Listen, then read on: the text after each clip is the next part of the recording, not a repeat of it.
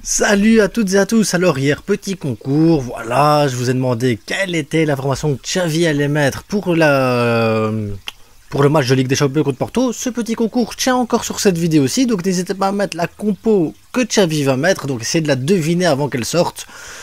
Et je mettrai votre nom là en commentaire, là affiché en étant the best, if the best, l'homme qui connaît mieux Xavi que n'importe qui d'autre. Voilà, ça sera vous.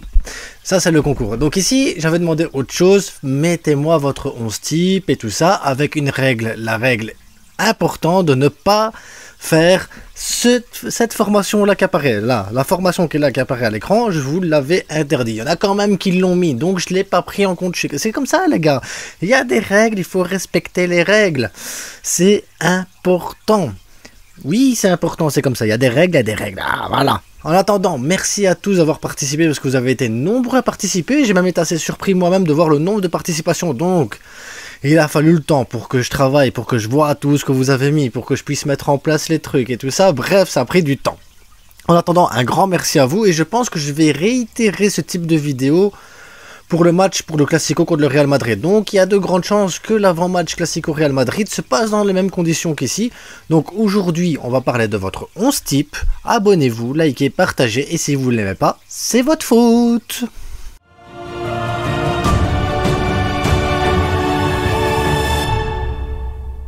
Ah, ça fait du bien, j'ai aucune pression. Demain, la vidéo, elle va sortir avant match contre Porto et tout ça, avec ma formation et tout ça, parce qu'elle est un peu différente à la vôtre.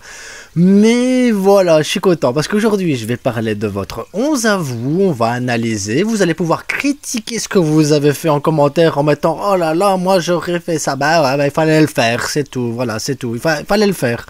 En attendant, les gars, un grand merci parce qu'il y a des choses qui m'ont fait rire, vraiment. J'ai eu droit au grand fantastique du Barça, Gustave Ferdinand, qui m'a laissé un bon petit commentaire. Je savais pas que moi j'avais le grand fantastique du Barça dans mes abonnés, c'est un truc de fou quand même.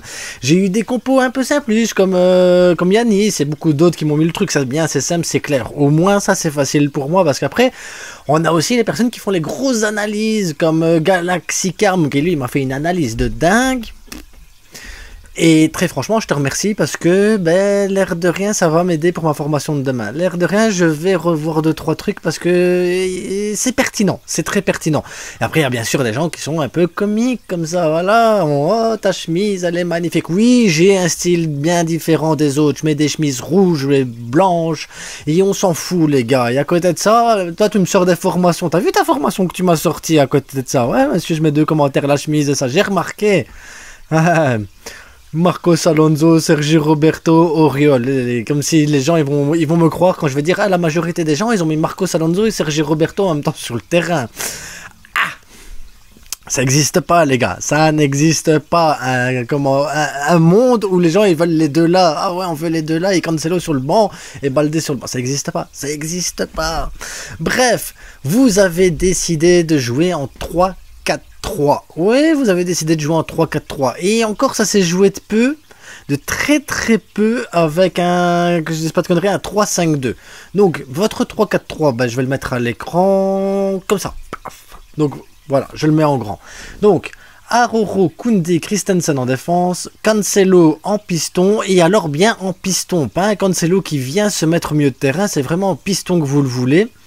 Gundogan Gavi en double pivot, Baldé pareil en piston, Lamine Yamal qui rentre un peu plus dans l'axe, Robert Lewandowski qui bouge pas de sa position et Félix qui rentre un peu plus dans l'axe pour avoir une ligne de 5 offensivement ou une ligne de 5 défensivement. Ça c'est votre formation type, voilà, c'est votre formation type à vous. Après il faut analyser les trucs parce qu'après à côté de ça, Lamine Yamal peut revenir, c'est vrai, un peu plus dans le milieu, Félix un peu plus dans le milieu pour aider le milieu, donc le milieu peut se retrouver à 4 ou à 5, donc c'est bien, c'est une formation qui passe super bien, c'est une formation hybride, c'est une formation qui te permet d'éviter les contre-attaques et surtout il faut remarquer une chose importante, et c'est vraiment importante, c'est que peu importe la formation, parce que comme je vous ai bloqué avec votre 3-4-3 le 3-4-3 je vous l'ai bloqué direct avec les règles et on passe direct à 3 défenseurs centraux. 3 défenseurs centraux, c'est la règle de base que vous vous êtes fixé. C'est 3 défenseurs centraux, c'est 2 pistons, mais 2 réels pistons. Ça, c'est vraiment l'essentiel. Et autre point essentiel, c'est Lewandowski, c'est le seul attaquant qu'il peut y avoir, c'est tout. Les 3 défenseurs, Christensen, Koundé, Aroro, c'est inébranlable, il n'a pas le choix. Gavi est un joueur essentiel aussi à votre effectif. Cancelo, Baldé, on ne peut pas y bouger, y toucher non plus. Donc les seuls joueurs auxquels on peut toucher, c'est Gundogan, c'est João Félix, c'est Lamine Yamal. Ce sont les 3 joueurs que ça bouge quand même un petit peu. Gundogan, ça peut être pour Oriol Romeu, on peut avoir du Ferran pour Félix, on peut avoir du Fermin Lopez pour Yamal. Enfin, voilà. C'est vraiment les petits trucs où ça s'est joué à pas grand chose pour avoir une autre formation. D'ailleurs, l'autre formation, c'est un 3-5-2 en fait que vous mettez. Et dans ces cas-là, vous êtes avec Aroro, Koundé, Christensen. Donc, comme je vous dis, ça bouge pas. Vous mettez votre défense comme ça. Ensuite, vous avez Oriol Romeu, Gavi en double pivot. Gundogan juste devant en 10. Et après vous avez Cancelo, Baldé qui bouge pas en piston. Et quand vous jouez avec 2 attaquants, la différence c'est qu'au lieu de mettre Félix, vous mettez Ferran Torres aux côtés de Robert Lewandowski. C'est vraiment la seule différence qu'on peut avoir, c'est Ferran Torres, vous le préférez quand il y a 2 attaquants. Et après, quand vous jouez avec 3 milieux, vous préférez à ce moment-là un Gundogan. Vous préférez un Oriol Romeu à Fermin Lopez en titulaire. Alors que de base, quand je vous mets le 4-3-3 que je vous avais interdit, il fallait absolument Fermin Lopez. Mais là, peu importe la formation, 3-4-3 ou le 3-5-2, vous mettez Fermin Lopez sur le banc. Donc les gars, quand vous faites vos analyses, voilà, quand on est à chaud après un match contre Séville où on voit un talent pur, on se dit après avec le recul, tiens, est-ce que vraiment il faut le mettre titulaire tout de suite? Parce qu'il y a eu des commentaires très intéressants où on me mettait Fermin Lopez, vaut mieux le mettre en deuxième mi-temps pour voir à quel poste on a besoin de quelqu'un, parce que Fermin Lopez est assez polyvalent, tout comme Gavi est assez polyvalent, donc on peut à ce moment-là adapter la formation grâce à ça. Et c'est pas bête, parce que si maintenant vous mettez Oriol Romeu sur le banc aussi dès le départ, vous savez que si vous devez le faire rentrer, ça sera en 6 ou en double pivot, mais ce sera défensivement. Il va rien apporter offensivement que Fermin Lopez peut apporter, peu importe la situation. Ferran Torres, c'est la même chose. On peut le mettre à ce moment-là à gauche à la place de Lamine, on peut le mettre à la place de Félix, et ça passe parce qu'il est assez polyvalent. Et je pense qu'il y a un raisonnement assez cohérent de votre part, et ça c'est bien, c'est que les joueurs qui ont une certaine polyvalence, les mettre sur le banc n'est pas une mauvaise chose en soi, parce qu'ils peuvent t'apporter en sortie de banc suivant la situation dans laquelle tu te trouves.